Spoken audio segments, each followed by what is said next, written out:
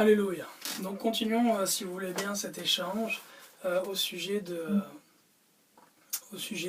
Dieu, au sujet de la personne de Dieu et de qui il est, de qui est son Fils Jésus-Christ.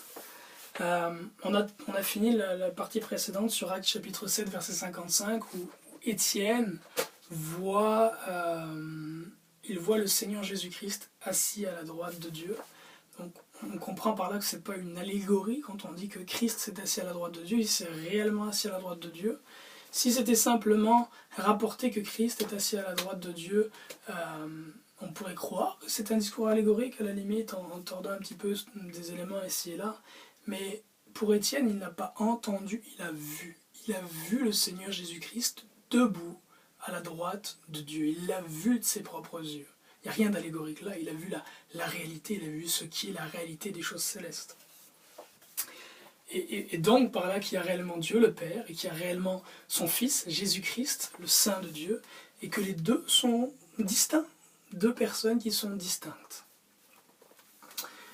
Autre élément que je souhaite partager avec vous, dans l'Ancien Testament, nous trouvons beaucoup d'images du Seigneur Jésus-Christ, des ombres de Christ qui devaient venir. Joseph en est une, par exemple. Joseph qui avait 11 frères et qui a été vendu par ses frères. Celui qui l'a vendu s'appelle Judas, donc beaucoup de parallèles avec le Seigneur Jésus-Christ qui avait aussi ses 11 vrais disciples, le 12e, Judas, qui est celui qui l'a vendu. Joseph qui a été en Égypte, comme Christ dans son enfance aussi a été en Égypte. Beaucoup de parallèles entre Joseph et le Seigneur Jésus-Christ. Mais un élément intéressant par rapport à Joseph, c'est que Joseph, étant une image du Christ, une ombre de notre Seigneur, n'était pas premier. Joseph, il était second. Il était second après Pharaon. Et c'est pas le seul ainsi qui a eu cette position-là, une position où il dirige, il règne sur le monde, mais il est second et non premier. Ça a été le cas de Joseph. Joseph a régné, il a régné sur ce qui était alors le monde, en tout cas ce qui représentait l'empire le plus puissant, je pense, qui était l'Égypte. Et Joseph a régné comme second. Pharaon était premier. De même, si on pense à Daniel aussi qui est un symbole, une image de Christ, Daniel lui aussi, bien qu'il régnait sur l'empire babylonien, ne régnait pas comme premier, mais il était second. Il était second après celui qui était l'empereur de cet empire-là. Et on peut penser à un troisième exemple, c'est Mardochée. Mardochée lui aussi a régné. Ces trois hommes ont régné en fait comme premier ministre, mais toujours second après le roi ou l'empereur, que ce soit pour Joseph, Daniel ou Mardochée. Ces trois hommes ont servi d'intercesseurs auprès du roi, qu'ils servaient pour le peuple d'Israël, et de même Christ est notre intercesseur auprès du Père. Mais il n'est pas Dieu le Père. De la même façon que Mardochée, Daniel et Joseph n'étaient pas le roi. Ils étaient seconds après le roi, premier ministre, dépendamment de comment est-ce qu'on les appelait en ces temps-là. Je crois que la parole parle de Christ comme Père. La parole parle de Christ, de Jésus-Christ, comme Père. Et il l'est. Si Paul peut se présenter comme Père auprès de ceux qu'il a engendrés dans la foi en Jésus-Christ, combien plus le Seigneur Jésus-Christ? Si Paul, un simple homme, peut se présenter comme Père, puisque dans plusieurs places, il se présente dans les Écritures comme Père. Et au passage, il ne se présente pas simplement comme Père, mais Paul, dans plusieurs passages, se présente aussi comme Mère. Alors ceux qui prennent l'argument selon lequel, parce que Paul se présente comme Père, et on peut appeler un homme qui sert Dieu Papa, il faudrait prendre ce même argument pour appeler les hommes qui servent Dieu Maman, parce que Paul se présente aussi comme Mère dans plusieurs passages. C'est une parenthèse. On reprend sur le sujet. Toutefois, Paul, étant un père spirituel, n'est pas Dieu le Père. Et de même pour notre Seigneur Jésus-Christ, oui, il est Père, en ce qu'il a engendré des enfants dans la foi. Mais cela ne fait pas de lui Dieu le Père. D'ailleurs, lorsque notre Seigneur se présente avec ses enfants, dans Ésaïe 8, verset 18, donc lorsque le Seigneur Jésus-Christ se présente avec ses enfants, dans Ésaïe 8, 18, il précise bien que c'est Yahuwah, Yod-Hé-Wahé, Dieu le Père, qui lui a donné ses enfants. Ésaïe, chapitre 8, verset 18. Ésaïe 8, 18. On va le prendre ensemble. Ésaïe 8, 18.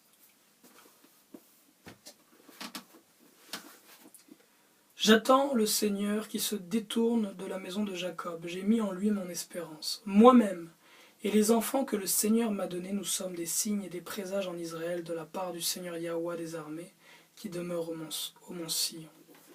Moi et les enfants que le Seigneur m'a donnés. Et c'est un passage qui exprime le Seigneur Jésus-Christ se présentant avec les enfants que Dieu le Père lui a donnés. Et moi, personnellement, j'ai un père. Mon père s'appelle Maxime, Jean-Claude, dont je suis le fils. Et j'aime mon père et c'est une bénédiction de l'avoir pour père. Une grande bénédiction. J'ai beaucoup reçu de lui. Il y a quelques années, je suis moi-même devenu père à mon tour. Et j'ai maintenant 5 enfants. Lorsque cela est arrivé, lorsque je suis devenu père, je n'ai pas pris la place de mon père, je demeure son fils. Je suis père, oui, mon père est père, mais je n'ai pas pris sa place. J'ai eu des enfants, mais je n'ai pas pris la place de mon père. Et si nous souhaitons faire justice à la parole de Dieu et à Dieu qui nous l'a donnée, c'est tout d'abord ainsi que nous devrions considérer notre Seigneur Jésus-Christ comme Fils de Dieu. C'est aussi pourquoi j'ai changé le nom de cette chaîne YouTube de Jésus est Dieu à Jésus est le Fils de Dieu. Et c'est ainsi qu'il était reconnu par ses disciples, ses ennemis, les démons et Dieu le Père lui-même. Et on va regarder ensemble quelques passages si vous le voulez bien. Voici donc ce qui est dit de Christ Jésus, notre Seigneur dans l'Écriture. Le Père dit de lui, dans Matthieu 3, verset 17, « Celui-ci est mon Fils bien-aimé. » Le Père dit de lui, Dieu le Père, dans Matthieu 17, verset 5, « Celui-ci est mon Fils bien-aimé. » Le premier passage que j'ai lu était au baptême du Seigneur Jésus-Christ. Le second est à la transfiguration du Seigneur Jésus-Christ. L'Esprit Saint dit de Jésus, dans 1 Jean, chapitre 5, verset 6, « Jésus est le Fils de Dieu. » Et je fais une parenthèse sur les différentes choses qu'il y a. Il est dit, et c'est l'Esprit qui rend témoignage de cela, que Jésus est le Fils de Dieu. Jean le Baptiste, dans Jean 1, verset 34, dit de lui, du Seigneur Jésus-Christ, c'est lui le Fils de Dieu. Pierre dit de lui dans Matthieu 16, 16, tu es le Christ, le Fils du Dieu vivant. Ce à quoi Jésus répond, sur cette pierre, sur ce fondement-là, que je suis le Fils de Dieu. Sur ce fondement-là, je bâtirai mon Église. Christ n'a pas dit, je bâtirai mon Église sur le fondement ou sur la révélation que je suis Dieu. Non, il a dit, je bâtirai mon Église sur le fondement, la révélation que je suis le Fils de Dieu. C'est sur ce fondement-là qu'il bâtit son Église. Et pas sur le fondement qu'il est Dieu le Père, mais sur le fondement qu'il est le Fils de Dieu le Père. Nathanaël dit de lui, dans Jean 1, verset 49, « C'est toi qui es le Fils de Dieu. » Tous les apôtres ensemble disent de lui, dans Matthieu 14, verset 33, « Vraiment, tu es le Fils de Dieu. » L'eunuque éthiopien, qui représente les nations en quelque sorte, dit de lui dans Matthieu 8, verset 37, « Je crois que Jésus-Christ est le Fils de Dieu. » Les esprits impurs et les démons disent de lui dans Marc 3, verset 11, « Toi, tu es le Fils de Dieu. » Et enfin, Jésus dit de lui-même, lorsqu'on lui pose la question, « Est-ce toi qui es le Christ, le Fils du béni ?» Il répond, « C'est moi. » Voilà le témoignage que la parole nous donne au sujet du Seigneur Jésus-Christ. Le témoignage principal qu'il ressort, c'est qu'il est Jésus-Christ et le Fils de Dieu le Père.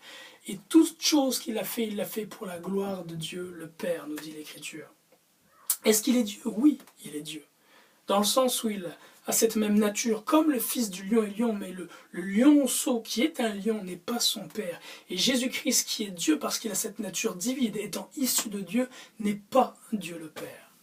Donc cette doctrine de l'unicité ou du modalisme ne vient pas de Dieu, elle ne procède pas de la parole, c'est une manipulation des hommes.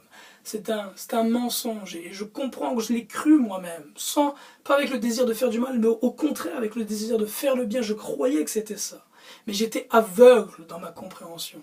Et cet aveuglement-là ne glorifie pas Dieu. Cet aveuglement-là voile la gloire de Dieu parce que le but de la venue de Christ, c'est de nous réconcilier avec le Père. C'est lui qu'il est venu nous présenter. Il est venu pour nous réconcilier avec le Père.